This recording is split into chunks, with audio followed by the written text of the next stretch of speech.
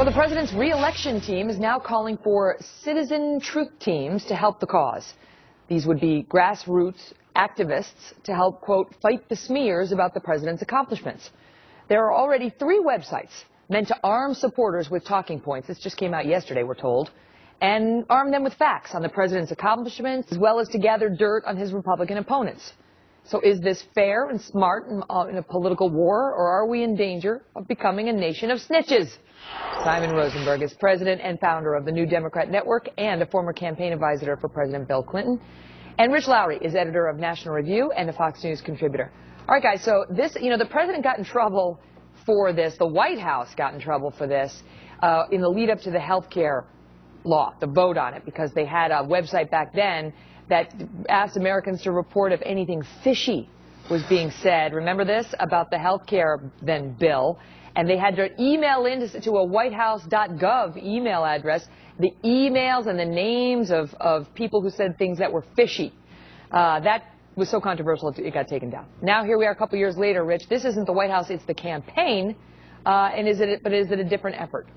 Well, I have to say, on the list of things that the White House or the Obama campaign is doing that disturb me, this is pretty far down the list. At least it's an exercise of the First Amendment rather than an assault on it. And I would say 2 main things. One, if you actually look at the website, Attack Watch, it's just incredibly lame. I mean, what they seem to be doing, as far as I can tell, is every day or so they post a really grainy, disturbing-looking picture of Mitt Romney. And if this operates the way they want it to do, things that are said on TV or in op-ed pages will be constantly fact-checked. But, I mean, that's an entirely redundant effort because there's just a vast number of websites, left-wing and partisan Democratic websites that exist to do nothing but that. So it's probably much to do about nothing, but I will change my tune if neighbors start reporting their neighbors to the Obama campaign for things they say. Simon, in reading up on this, there were several on the right side of the aisle talking about how it's a joke, how the president's efforts to do this, have somebody snitch on somebody else, misinformation, disinformation, it's not worth more, this website's pointless, it's a laughingstock, and yet the Obama campaign spokeswoman tells the Washington Post that 100,000 people have signed up for the site in the first 24 hours, and those are email addresses and people they can hit up for donations. So is it a joke or isn't it? Look, a lot of people made fun of Barack Obama for the way that he ran his campaign in 2007, 2008 by inviting regular people to be his partner in bringing about a better America, and I don't think they're laughing anymore. And I think what this is about is just the way that campaigns using new tools are evolving into the 21st century. We're moving away from a top-down era where television ads sort of dominate the way that campaigns can communicate. And as somebody who worked in the Clinton War Room in 1992, I mean, I'd much rather, if I was running for president, instead of having 200 kids in a headquarters, working for me, I'd rather have millions of people working with me side by side in a campaign model that's very different from the way that we ran campaigns 20 or 30 years ago. So I think part of this is just the modern way. We've got new tools. We're going to run campaigns differently. Millions of people want to get involved in being a partner with the president. The campaign is being very smart by giving them the opportunity to do it in this way. But it's not like they can't go out there and already, find websites that will give them both sides of the argument or be a forum in which people can rebut what they consider to be smears. So the question is, why are they really doing this, Rich? And I'll tell you, we had one of our staffers log on to try to, see what the deal was with Attack Watch. And they took her email, and then she tried to, see if she could post something, and she can't post unless she donates. So is that what it's really right. about? Well, I mean, Simon's saying it's basically a campaign tool and a way to get people involved, and I think that's right.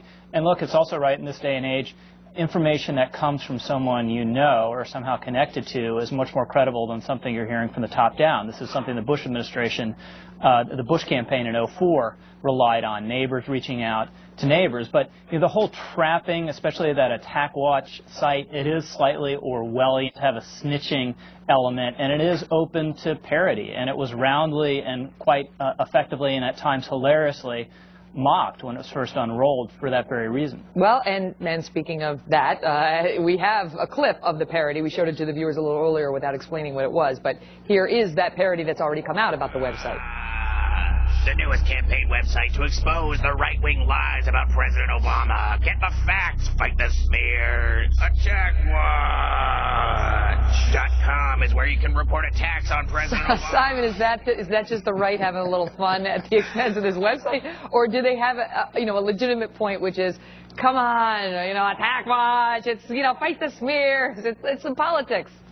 Yeah, look, I think, as I said earlier, I think the Obama campaign understands that in an election where, tens of millions of people are going to vote for both sides, that if they can mobilize millions or tens of millions of people to work with them every day, directly connect to the campaign with no intermediaries, no other websites, directly hearing from the campaign about what's going on, it's a big version of having, the water cooler effect. In an office, two people would debate over a water cooler about their two candidates. This is happening in millions of places all across the country. I think this is a sign of sophistication and modernity. I think this is a smart move. And I think the question will be can the Republicans match what the Democrats are doing? Well, there was a heavy irony, though, Megyn. The day or right around the time they unleashed their truth team was when their chief of staff, Jack Lew, was out on the Sunday program serially misrepresenting how many votes it takes to pass a budget through the Senate to try to make an excuse for Harry Reid not passing a budget in 1,000 days. So it would be great if they paid a little bit more attention to telling the truth themselves and actually governing than creating these lame websites. Jack Lew was saying it takes 60 votes when in fact it doesn't. It takes a majority vote. That's what he's referring to. In any event, I think the interesting thing is whether they post or they don't post, Kane now has the emails of the